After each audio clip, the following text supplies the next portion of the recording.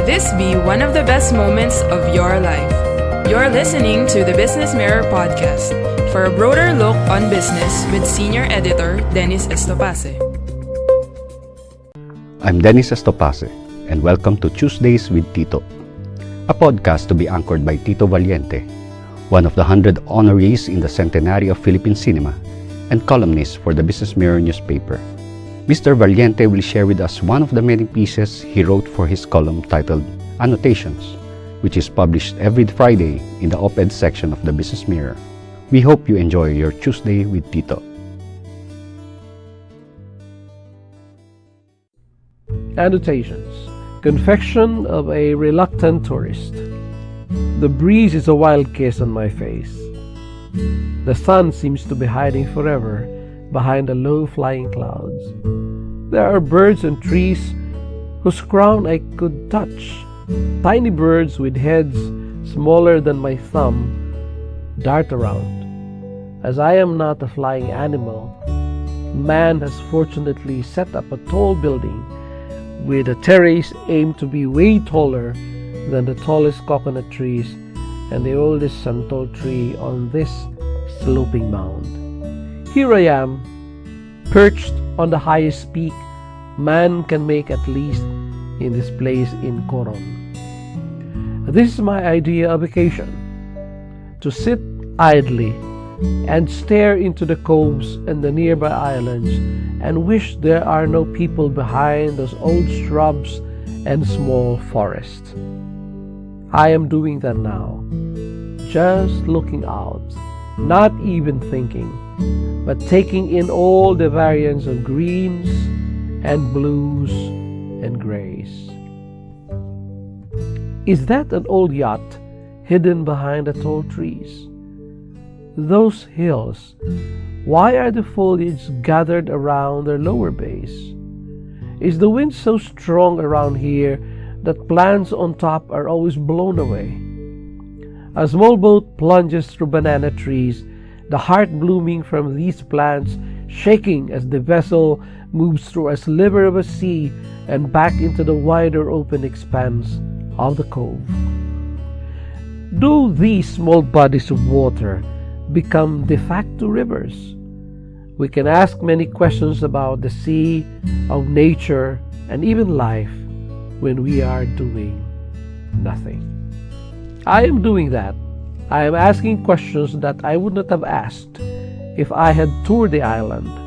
I would be moving around. The tour says island hopping. But why should I hop from island to island when I can marvel at an island and its existence by not moving, by not hopping? Behind my room are clumps of bushes and bamboo groves. A few meters from them, there's already the sea. Imagine the sea in your backyard. Then imagine the hotel and all the resorts in this Coron. Where do the wastes go? Who gets all the money when in they come? 2 nights ago, we all went to the town. We were looking for the public market, which serves for city boys and girls as indicators of activities and cultures of the place. The huge tricycle deposited us in front of the plaza with a fountain. We walked away from the fountain, but we were getting nowhere. The signage showed us where the public market was. The road was dusty at first, then muddy. It got slimy and the air became putrid. We turned around and went back to the direction of the fountain. It had started to spew the whitest of water. Tricycles and motorcycles buzzed around us. There seemed to be no traffic rules. There were no traffic signs. We were relying on something organic and cosmological to guide us through the disorder. We were also hoping that the sense of universal order could be present as well in the souls of the drivers wheezing and wheeling through our paths. There were small buildings all over. Construction was happening at the same time. The street corners were not clear, and the demarcation of pedestrian lanes from those intended for devices with wheels could not be apprehended by our mind. We stretched our arms as we crossed. We were children, afraid, and unafraid. There was no enticement in our surroundings, no seduction available, no enchantment possible. At that point, the tourist in me started to kick in. It was the only way to survive the haze of disorder and absence of concord in the air. What is the point of all these?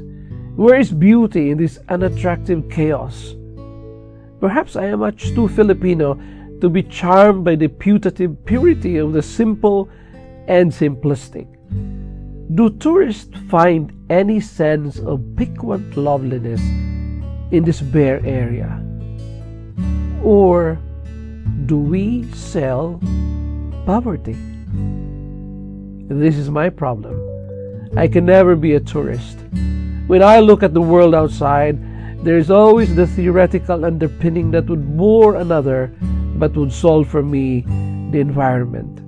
When I pass by cafes and stores, the notional and the constructs alleviate my anxiety, not exactly the armor or the amour a tourist urges. Is Coron really keen to be a tourist site? Why is there no planning, it seems, in the enterprise of this town, this island? One can say this of the entire island, the Philippines.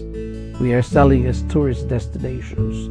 If we are to gauge the symmetries of the destination, do not believe in that inspirational line which says it is the journey that matters. That is a sordid excuse no tourism program should use. What matters first is the entry point to the airport. As the tale went, we all started from Terminal 4.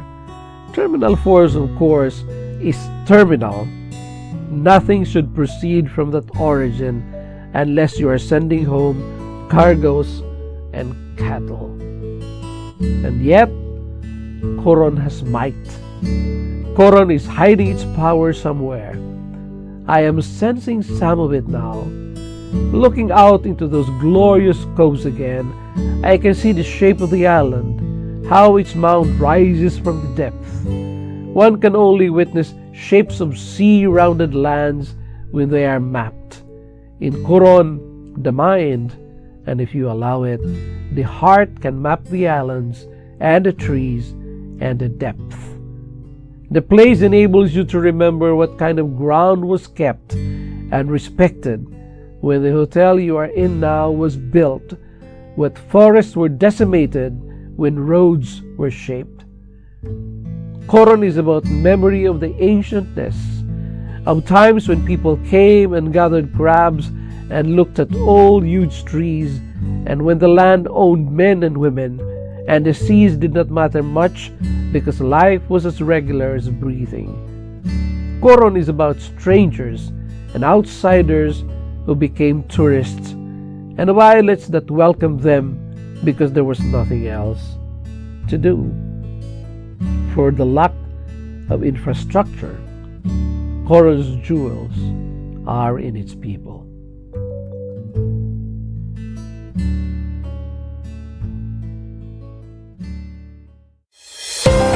Thank you for listening to the Business Mirror podcast. For a broader look on business, follow us on Facebook and Twitter at Business Mirror. Until next time.